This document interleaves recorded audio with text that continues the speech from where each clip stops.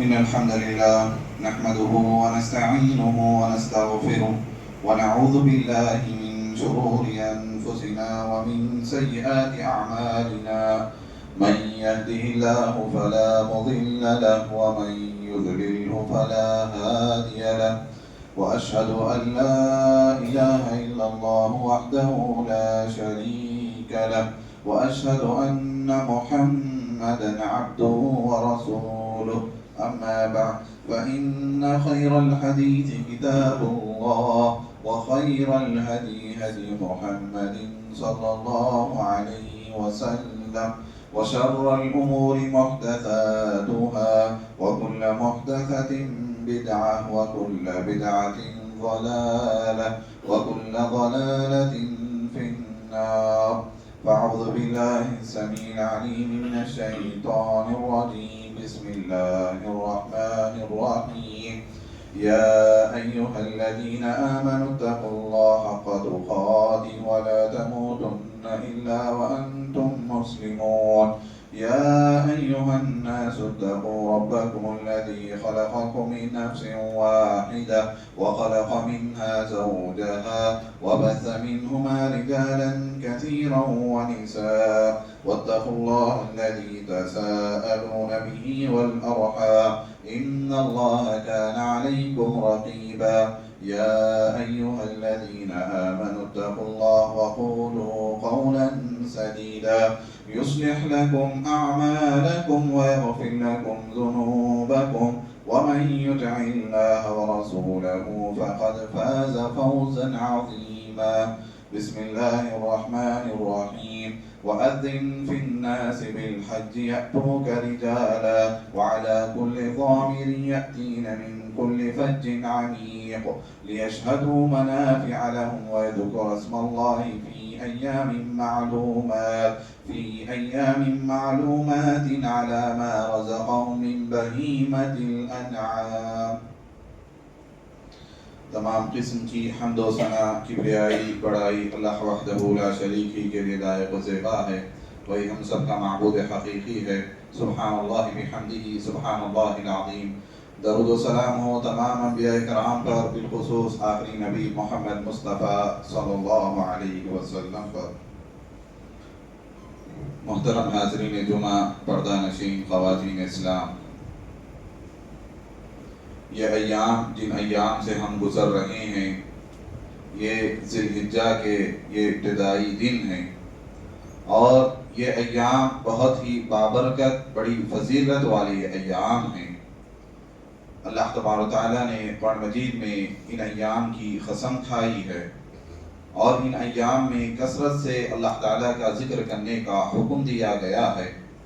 اللہ تبارک و تعالیٰ نے اپنے خلیل حضرت ابراہیم علیہ السلام کو حکم دیا وَأَذِّن فِي النَّاسِ بِالْحَجِّ يَأْتُوكَ رِجَالًا، کہ آپ لوگوں میں حج کا اعلان کر دیجئے کہ لوگ بیت اللہ کو، اللہ کے گھر کو دور دراز مقامات سے آئیں گے، پیدل اور دبلی پتلی اونٹنیوں پر سوار ہو کر، جو لمبے سفر کی وجہ سے، مسلسل چلنے کی وجہ سے دبلی ہو جائیں گی، تھکی ماندی ہوں گی.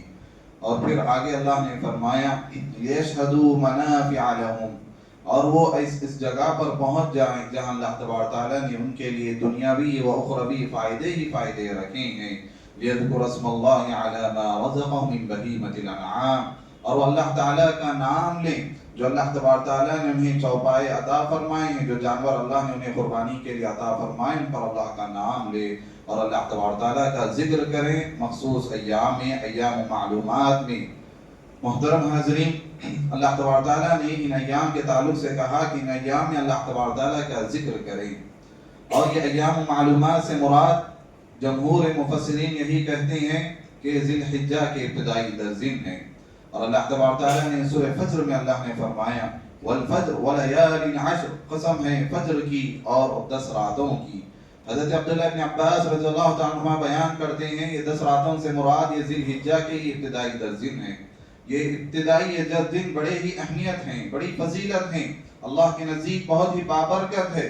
ان دنوں میں کیا جانے والا عمل اللہ کے نزدیک بہت ہی محبوب ہے بنسبت دیگر دنوں کے مقابلے میں. انسان سال بھر جو عمل کرتا ہے وہ ایک جگہ ہے، لیکن ان دنوں میں جو بھی آپ نیک عمل کرتے ہیں اللہ کے نزدیک بہت ہی محبوب ہے، بہت ہی مقبول ہے۔ ابو داؤد کی حدیث ہے، اللہ کے رسول صلی اللہ علیہ وسلم فرماتے ہیں ما من ایام العمل الصالح فيها احب الى الله من هذه الايام العشر قالوا ولا جهاد في سبيل الله قال لا جهاد في سبيل الله الا رجل خرج بنفسه وماله فلم يرجع بذلك من شيء۔ اللہ کے رسول صلی اللہ علیہ وسلم فرماتے ہیں کسی بھی دن نیک عمل جو انجام دیا جاتا ہے اللہ کے نزدیک اتنا محبوب نہیں ہے بنسبت ان ایام کے، جو ان ایام میں جو بھی عمل کیا جاتا ہے اللہ کے نزدیک بہت ہی محبوب ہے، بہت ہی پسندیدہ ہے۔ صحابہ کرام نے سوال کیا اے اللہ کے رسول کیا جہاد سے بھی افضل ہے؟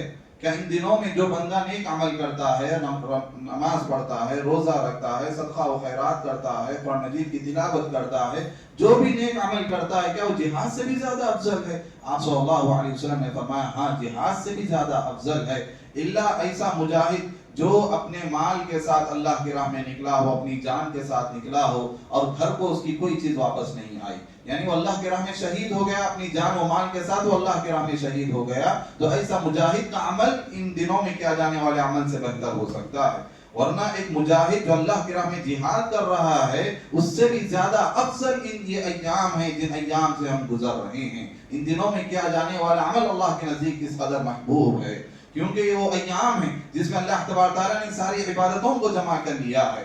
آپ دیکھیں ان ایام میں حج کیا جاتا ہے، عرفہ کا وقوف کیا جاتا ہے، کوئی حاجی اگر دوسرے دنوں میں اگر مزدلفہ میں جا کر ٹھہرتا ہے یا عرفہ کے مقام پر جا کر ٹھہرتا ہے تو اس کا حج قابل قبول نہیں ہوتا، تو لہذا ان ایام میں حج بھی ہوتا ہے، روزے بھی رکھے جاتے ہیں، نماز بھی پڑھی جاتی ہے، صدقہ و خیرات کیا جاتا ہے، لہذا ساری نیکیاں ان دنوں میں جمع ہو جاتی ہے، قربانی جیسی اہم عبادت بھی ان دنوں میں جمع ہو جاتی ہے، لہذا یہ ایام اللہ کے نزدیک بہت ہی زیادہ قابلیت مقبول ہیں۔ محترم حاضرین، یہ ایام میں ایک فضیلت والی چیز یہ بھی ہے کیونکہ اس میں عرفہ پایا جاتا ہے، یوم عرفہ پایا جاتا ہے۔ یوم عرفہ بہت ہی عظیم دن ہے، اللہ کے نزدیک بہت ہی عظیم دن عرفے کا دن ہے۔ یہ وہ عرفے کا دن ہے جس میں اللہ تبارک تعالیٰ نے دین اسلام کو مکمل فرمایا ہے۔ ہمارا دین جو اللہ تبارک تعالیٰ کی جانب سے ایک عظیم تحفہ، عظیم انعام اللہ تعالیٰ نے ہمیں عطا فرمایا ہے، وہ دین اسلام ہے۔ اس سے بڑا عظیم تحفہ نہیں ہو سکتا، اور یہ عظیم تحفہ ہمیں کب ملا ہے؟ عرفے کے دن ہی ملا ہے۔ عرفے کے دن اللہ تبارک تعالیٰ نے اس دین اسلام کو مکمل فرمایا۔ ایک یہودی حضرت عمر بن خطاب رضی اللہ تعالیٰ عنہ کے پاس آ کر کہتا ہے اے امیر المومنین، تمہارے کتاب میں ایک ایسی آیت ہے، اگر وہ آیت ہم یہودیوں کو اگر مل جاتی، ہمارے یہودیوں کی کتاب میں اگر وہ آیت مل جاتی، آ جاتی، تو ہم اس دن عید کے طور پر منا لیتے۔ تو وہ پوچھا گیا کون سی آیت ہے؟ تو یہودی نے کہا الیوم اکملت لکم دینکم واتممت علیکم نعمتی ورضیت لکم الاسلام دینا۔ سورہ مائدہ کی آیت ہے کہ اللہ نے فرمایا آج میں نے تمہارے لیے تمہارے دین کو مکمل کر دیا ہے، تمہارے لیے بطور دین اسلام سے راضی ہو گیا، اللہ نے اپنی نعمت تم پر مکمل فرما دی ہے۔ تو حضرت عمر رضی اللہ تعالیٰ عنہ کہنے لگے ہم جانتے ہیں یہ آیت کب نازل ہوئی ہے، یہ آیت عرفہ کے دن نازل ہوئی ہے، اور وہ عرفے کا دن جمعہ کا دن تھا جب اللہ کے رسول صلی اللہ علیہ وسلم اونٹ پر سوار تھے، اس وقت اللہ تبارک تعالیٰ نے آیت نازل فرمائی۔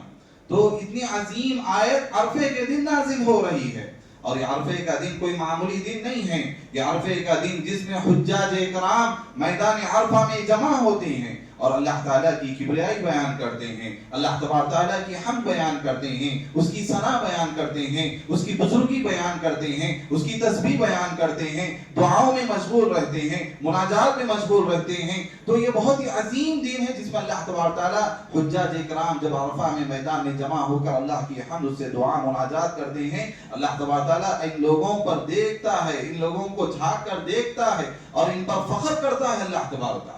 وہ عرفے کا دن ہے جس میں اللہ تبارک تعالیٰ اپنے بندوں پر فخر کر رہا ہے، دیکھو میرے بندوں کو کس قدر مجھ سے مناجات کر رہے ہیں، میری تسبیح بیان کر رہے ہیں۔ محترم حاضرین، عرفے کا دن کوئی معمولی دن نہیں ہے، عرفے کا دن وہ دن ہے جس میں اللہ تبارک تعالیٰ بہت سے لوگوں کو جہنم سے آزاد فرما دیتا ہے۔ حدیث صحیح حدیث اللہ کے رسول صلی اللہ علیہ وسلم فرماتے ہیں اللہ تبارک تعالیٰ کسی بھی دن اتنے لوگوں کو جہنم سے آزاد نہیں کرتا جتنا کہ عرفے کے دن۔ عرفے کے دن اللہ تبارک تعالیٰ بہت سے لوگوں کو جہنم سے آزاد فرما دیتا ہے۔ تو یہ جہنم سے آزادی کا دن ہے، دعاؤں میں مشغول رہنے کا دن ہے، عرفے کا دن جس میں ہمیں چاہیے کہ ہم روزہ بھی رکھتے ہیں۔ محترم حاضرین، یہ عرفے کی یہ فضیلت ہے، لہذا ان ایام اسی طرح یہ ذی الحجہ میں ایک دن ایسا بھی آتا ہے جسے اللہ کے رسول صلی اللہ علیہ وسلم نے فرمایا ان اعظم الایام عند اللہ یوم النحر، کہ اللہ کے نزدیک بہت ہی فضیلت والا دن یوم النحر ہے۔ یوم النحر یعنی 10 ذی الحجہ، عید کا دن ہے جس میں قربانی دی جاتی ہے، اللہ کے نزدیک بہت ہی فضیلت والا یہ دن ہے۔ آپ دیکھیں یہ ایام پورے بابرکت والے ایام ہیں۔ ذی الحجہ کا ابتدائی پورا دن ذکر الہی میں مشغول رہنے کا، حج میں مشغول رہنے کا، قربانی میں مشغول رہنے کا، تو ساری برکت والے دن ہیں۔ لہذا اہل ایمان کو چاہیے کہ ان دنوں کو غنیمت جانیں، ان دنوں میں نیک اعمال میں سبقت کرنے کی کوشش کریں، چاہے وہ ذکر و اذکار ہو، چاہے قرآن مجید کی تلاوت ہو، نمازوں کی پابندی ہو، جماعت کے ساتھ پڑھنا ہو، نوافل ہو، صدقہ و خیرات ہو، ہر ایک عمل میں، ہر نیک عمل میں مومنوں کو چاہیے سبقت کریں۔ ان ایام کو ایسے ہی بیکار نہ چھوڑیں، بلکہ ان کو غنیمت جانتے ہوئے اپنے لیے ذخیرہ آخرت تیار کریں۔ محترم حاضرین، ان ایام جب یہ فضیلت والے ایام ہیں تو ان میں بہت سی عبادتیں ہوتی ہیں، بعض مشروع عبادتیں ہیں، جیسے حج ہے۔ حج ایک عظیم عبادت انہی دنوں میں انجام پاتی ہے۔ دوسری ایک اہم عبادت ان دنوں میں ذکر و اذکار ہوتا ہے۔ یہ دن حج کے ایام اصل میں ذکر الہی کے ایام ہیں۔ عشرہ ذی الحجہ کے ایام اصل میں اللہ تبارک تعالیٰ کے ذکر کے ایام ہیں، کیونکہ اللہ تبارک تعالیٰ نے ان دنوں کے تعلق سے کیا فرمایا سورہ حج میں وَيَذْكُرَ اسْمَ اللَّهِ عَلَى مَا رَزَقَ مِن بَهِيمَةِ الْأَنْعَامِ، کہ اللہ تبارک تعالیٰ نے ان معلوم دنوں میں اللہ تبارک تعالیٰ کا ذکر کرنے کا اللہ نے حکم دیا۔ ان ایام و معلومات میں اللہ کا ذکر کرنے کا، کثرت سے اللہ کا ذکر کرنے کا اللہ نے ہمیں حکم دیا ہے۔ اور حدیث آتی ہے، صحیح حدیث ابو داؤد کی، اللہ کے رسول صلی اللہ علیہ وسلم فرماتے ہیں اللہ کے نزدیک یہ ایام بہت ہی فضیلت والے ایام ہیں، اور اللہ کے نزدیک ان دنوں میں کیا جانے والا عمل بھی بڑی فضیلت والا ہے۔ لہذا اللہ کے رسول آگے فرماتے ہیں فَأَكْثِرُوا فِيهِنَّ التَّسْبِيحَ وَالتَّحْلِيلَ وَالتَّحْمِيدَ، لہذا تم ان دنوں میں کثرت سے سبحان اللہ پڑھو، الحمدللہ کہو، لا الہ الا اللہ کہو، اللہ اکبر کہو۔ اللہ کے رسول صلی اللہ علیہ وسلم ان دنوں کی عظمت بیان کرتے ہوئے آگے یہ کہہ رہے ہیں کہ کثرت سے تم ان ایام میں اللہ کا ذکر کرو، سبحان اللہ پڑھتے رہو، الحمدللہ پڑھتے رہو، لا الہ الا اللہ پڑھتے رہو، اللہ اکبر پڑھتے رہو، لا حول ولا قوہ۔ بہت سے اذکار ہیں چھوٹے جو اللہ کے رسول صلی اللہ علیہ وسلم نے ان ایام میں پڑھنے کا ہمیں حکم دیا ہے۔ تو یہ ذکر الہی والے ایام ہیں۔ آپ دیکھیں حجاج جب میدان عرفہ میں جمع ہوتے ہیں تو میدان عرفہ میں اللہ کے رسول صلی اللہ علیہ وسلم نے فرمایا افضل دعا، عرفے کے دن کی افضل دعا جو میں نے مانگی ہے، مجھ سے پہلے انبیاء کرام نے بھی یہی دعا مانگی ہے، وہ دعا کیا ہے؟ اگر ہم دیکھیں وہ دعا نہیں ہے بلکہ وہ ذکر ہے۔ لا الہ الا اللہ، لا الہ الا اللہ وحدہ لا شریک لہ، لہ الملک ولہ الحمد یحیی ویمیت وہو علی کل شیء قدیر۔ یہ عرفے کے دن کی افضل دعا بتائی گئی ہے جو کہ ذکر پر مبنی ہے۔ تو لہذا یہ ایام ہمیں معلوم ہو رہے ہیں کہ ذکر الہی والے ایام ہیں۔ آپ قرآن مجید کا مطالعہ کریں، قرآن مجید میں اللہ تبارک تعالیٰ نے جہاں حج کا ذکر فرمایا، جہاں قربانی کا تذکرہ فرمایا، ہر جگہ پر اللہ کا ذکر کرنے کا اللہ نے ہمیں حکم دیا ہے۔ اللہ تعالیٰ نے سورہ حج میں فرمایا فَإِذَا أَفَضْتُم مِّنْ عَرَفَاتٍ فَاذْكُرُوا اللَّهَ عِندَ الْمَشْعَرِ الْحَرَامِ، جب تم عرفہ سے لوٹو تو مشعر حرام کے پاس اللہ کا ذکر کیا کرو۔ اللہ تبارک تعالیٰ حاجیوں سے کہہ رہا ہے، اللہ تبارک تعالیٰ حاجیوں سے کہہ رہا ہے کہ فَإِذَا قَضَيْتُم مَنَاسِكَكُمْ فَاذْكُرُوا اللَّهَ كَذِكْرِكُمْ آبَاءَكُمْ أَوْ أَشَدَّ ذِكْرًا۔ اے حاجیوں، جب تم حج کے ارکان مکمل کر لو، حج کے جتنے بھی مناسک ہیں جب انہیں مکمل کر لو، اللہ کا ذکر کرو۔ کیسے اللہ کا ذکر کرو؟ جیسے تم اس سے پہلے اپنے آبا و اجداد کا ذکر کیا کرتے تھے، یا اس سے زیادہ اللہ تبارک تعالیٰ کا ذکر کیا کرو۔ اللہ تبارک تعالیٰ نے قرآن مجید میں قربانی کا جہاں تذکرہ فرمایا، قربانی کا تذکرہ کرتے ہوئے اللہ نے فرمایا وَلِكُلِّ أُمَّةٍ جَعَلْنَا مَنْسَكًا لِيَذْكُرُوا اسْمَ اللَّهِ عَلَى مَا رَزَقَهُم مِّن بَهِيمَةِ الْأَنْعَامِ، ہم نے ہر امت کے لیے قربانی کا ایک طریقہ مقرر فرما دیا ہے تاکہ وہ اللہ تعالیٰ کا نام لے ان چوپایوں پر جو اللہ نے انہیں عطا فرمائے۔ قربانی کا تذکرہ ہو رہا ہے لیکن اللہ تبارک تعالیٰ کہہ رہا ہے کہ اللہ کا ذکر کیا کرو۔ اللہ تبارک تعالیٰ کہہ رہا ہے کہ اونٹوں کو جب ذبح کرو تو اللہ تعالیٰ نے فرمایا کہ فَاذْكُرُوا اسْمَ اللَّهِ عَلَيْهَا صَوَافَ، جب اونٹوں کو تم لائن سے کھڑا کر دو نہر کرنے کے لیے تو اس پر اللہ تعالیٰ کا نام لیا کرو، اللہ کا ذکر کیا کرو۔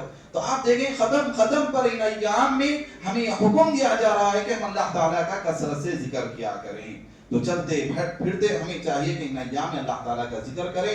سلف صالحین صحابہ کرام کا یہی معمول ہوتا. صحابہ کرام میں حضرت ابو ہریرہ ہیں, حضرت عمر بن خطاب ہیں, حضرت عبداللہ بن عمر ہیں. یہ وہ صحابہ ہیں جو ان ایام میں کثرت سے اللہ کی تکبیر بیان کرتے تھے. اللہ اکبر, اللہ اکبر, لا الہ الا اللہ, اللہ اکبر, اللہ اکبر وللہ الحمد. یہ تکبیرات کو یہ صحابہ کرام کثرت سے بیان کرتے ہیں. حضرت علی رضی اللہ تعالیٰ عنہ سے بھی روایت ہے کہ وہ 9 ذی الحجہ کی فجر سے لے کر 13 ذی الحجہ کی شام تک ہر فرض نماز کے بعد تکبیرات بلند کر کے آ کرتے تھے. تو یہ ایام فرض نماز کے بعد بھی جہاں ذکر و اذکار کرنا چاہیے وہاں تکبیرات بلند کرنے کا ہمیں حکم دیا جا رہا ہے. تو لہذا ہمیں چاہیے کہ ان ایام میں ہم کثرت سے ذکر الہی میں مشغول رہیں. تیسری ایک اہم عبادت جو ان ایام میں پاتی ہے وہ عرفے کا دن کا روزہ ہے. عرفے کا دن کا روزہ اما عائشہ رضی اللہ تعالی عنہ بیان کرتی ہیں اللہ کے رسول صلی اللہ علیہ وسلم ذی الحجہ کے ابتدائی 9 دنوں کا روزہ رکھتے تھے, عاشوراء کا روزہ رکھتے تھے, اور ہر مہینے کے 3 دنوں کا ایام 20 کا اللہ کے رسول صلی اللہ علیہ وسلم روزہ رکھتے تھے. دوسری ایک روایت میں اللہ کے رسول صلی اللہ علیہ وسلم سے سوال کیا جاتا ہے, سئل رسول اللہ صلی اللہ علیہ وسلم عن صوم یوم عرفہ. عرفہ کے روزے کے تعلق سے اللہ کے رسول سے سوال کیا جاتا ہے تو اللہ کے رسول فرماتے ہیں یکفر السنۃ الماضیہ والباقیہ, کہ اس دن کے روزہ رکھنے سے پچھلے 1 سال کے اور اگلے 1 سال کے گناہ اللہ تبارک تعالیٰ معاف فرما دیتا ہے. 2 سال کے گناہوں کو اللہ تبارک تعالیٰ عرفے کے دن کے روزے سے اللہ تعالیٰ بخش دیتا ہے, معاف فرما دیتا ہے. تو عرفے کے دن کے روزے کی بھی بڑی فضیلت آئی ہوئی ہے. تو لہذا حج اہم عبادت ان دنوں میں ہوتی ہے, ذکر و اذکار ان دنوں میں ہوتا ہے, عرفے کے دن کا روزہ ان دنوں میں ہوتا ہے. اسی طرح چوتھی ایک اہم عبادت ان دنوں میں قربانی ہوتی ہے, جو کہ ہم ابراہیم علیہ السلام کی اس قربانی کی وہ یادگار ہے کہ جو اللہ تبارک تعالیٰ نے ابراہیم علیہ السلام کو ان کے لخت جگر حضرت اسماعیل علیہ السلام کو ذبح کرنے کا حکم دیا گیا.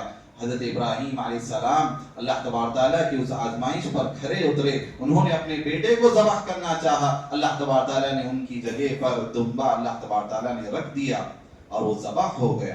اور یہ اللہ تبارک تعالیٰ کو ان کا یہ جذبہ, ان کی اطاعت, ان کی قربانی اللہ تبارک تعالیٰ کو اس قدر پسند آئی کہ اللہ تبارک تعالیٰ نے تا قیامت تک اس چیز کو زندہ رکھا, اس سنت کو اللہ تبارک تعالیٰ نے زندہ رکھا جسے ہم قربانی عید الاضحیٰ کے نام سے ہم کرتے ہیں. محترم حاضرین, ابراہیم علیہ السلام کے تعلق سے اللہ تبارک تعالیٰ نے قرآن مجید میں فرمایا اس عمل کے بعد جو انہوں نے اپنے بیٹے کی قربانی دینی چاہیے, اللہ نے فرمایا وَتَرَكْنَا عَلَيْهِ فِي الْآخِرِينَ, کہ ہم اس کا ذکر خیر پچھلوں میں باقی رکھیں گے, آنے والے لوگوں میں ہم یہ چیز کو باقی رکھیں گے.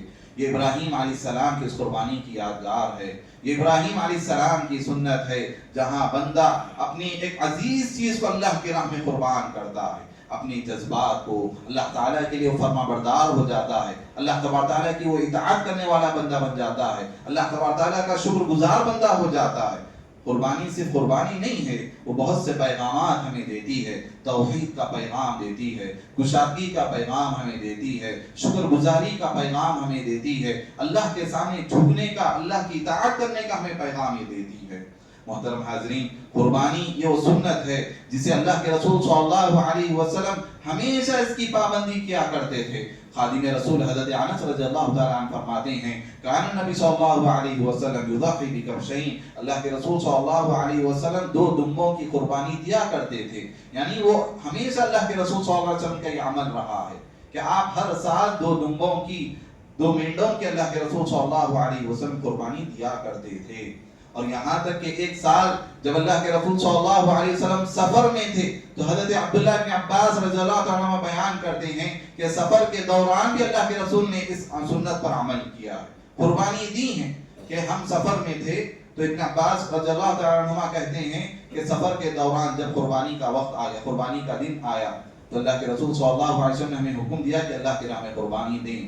تو ہم لوگ ایک گائے میں 7 لوگ شریک ہو گئے, ایک اونٹ میں 10 لوگ ہم شریک ہو کر اللہ کی راہ میں ہم نے قربانی پیش کی. تو حج یعنی سفر میں بھی اللہ کے رسول صلی اللہ علیہ وسلم نے اس پر عمل کیا, صرف سفر پر نہیں بلکہ آپ دیکھیں حج جیسے عظیم دن اللہ کے رسول صلی اللہ علیہ وسلم نے اپنی زندگی میں ایک ہی مرتبہ آپ نے حج کیا, اور اس حج میں بھی اللہ کے رسول صلی اللہ علیہ وسلم نے قربانی دی ہے. اور قربانی اس سال اللہ کے رسول صلی اللہ علیہ وسلم نے جو قربانی دی 100 اونٹوں کی اللہ کے رسول صلی اللہ علیہ وسلم نے قربانی. حج جیسی عظیم جس دن حجاج اکرام آپ دیکھیں 10 ذی الحجہ کو بہت ہی مصروف دن ہوتا ہے حجاج کرام کے لیے. اس جیسے دن بھی اللہ کے رسول صلی اللہ علیہ وسلم ایک نہیں دو نہیں بلکہ 100 اونٹوں کی قربانی اللہ کے راہ میں دے رہے ہیں. اور روایتوں میں آتا ہے اللہ کے رسول نے خود اپنے ہاتھوں سے 63 اونٹ نہر کیے. 63 اونٹ اللہ کے رسول صلی اللہ علیہ وسلم نے اپنے ہاتھوں سے نہر کیے. آپ اندازہ کریں کہ ایک اونٹ کو ذبح کرنے کے لیے, نہر کرنے کے لیے اگر 5 منٹ بھی لگا دیں تو کتنا وقت اللہ کے رسول نے قربانی کے لیے لگایا. اور حج جیسی عظیم عبادت میں اس دن جو کہ مصروف دن ہوتا ہے حجاج کے لیے, اس دن اللہ کے رسول کتنے اونٹ اپنے ہاتھوں سے ذبح کر رہے ہیں. اور 63 اور باقیہ کے 37 اونٹ حضرت علی رضی اللہ تعالیٰ نے اللہ کے رسول صلی اللہ علیہ وسلم کی جانب سے ذبح کیے, نہر کیے. تو یہ اللہ کے رسول صلی اللہ علیہ وسلم کا یہ عمل ہمیں بتا رہا ہے کہ ہمیں بھی جو ہم میں سے صاحب استطاعت ہے اسے چاہیے کہ وہ ضرور قربانی پیش کرے, اللہ کی راہ میں وہ قربانی دے. اگر وہ استطاعت والا ہے, اللہ کی راہ میں قربانی کر سکتا ہے. اللہ کے رسول صلی اللہ علیہ وسلم نے فرمایا من کان له ساعة فلم يضحي فلا يقربن مصلانا. اللہ تعالیٰ نے جسے قربانی کی استطاعت دی ہو, قربانی کرنے کی اللہ نے جسے طاقت دی ہو, اسے چاہیے کہ اللہ کی راہ میں قربانی پیش کرے.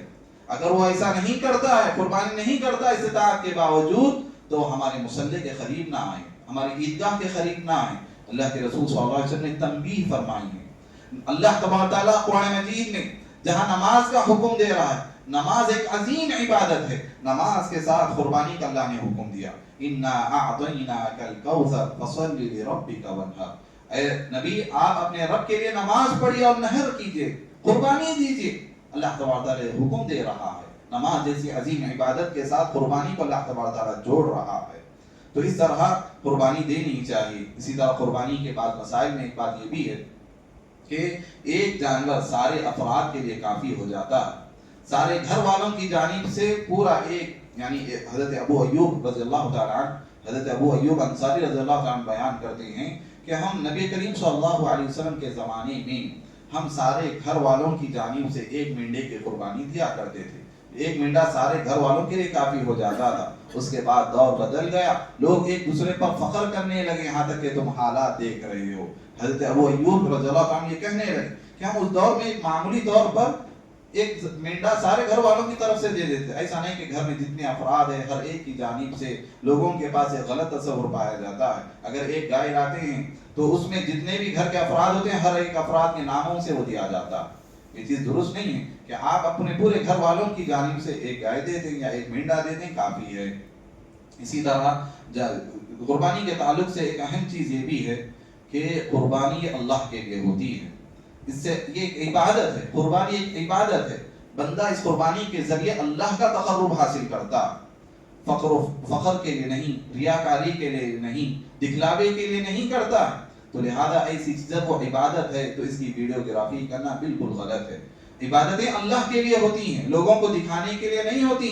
تو لہذا اس کے ویڈیوگرافی کرنا یہ سراسر غلط ہے. اللہ تبارک تعالیٰ قرآن مجید میں کیا فرماتا ہے, قل ان صلاتي ونسكي ومحياي ومماتي لله رب العالمین. اے نبی آپ فرما دیجئے کہ میری نماز, میری قربانی, میرا جینا, میرا مرنا, ساری چیزیں اللہ رب العالمین کے لیے ہے. تو یہ قربانی اللہ کے لیے ہے.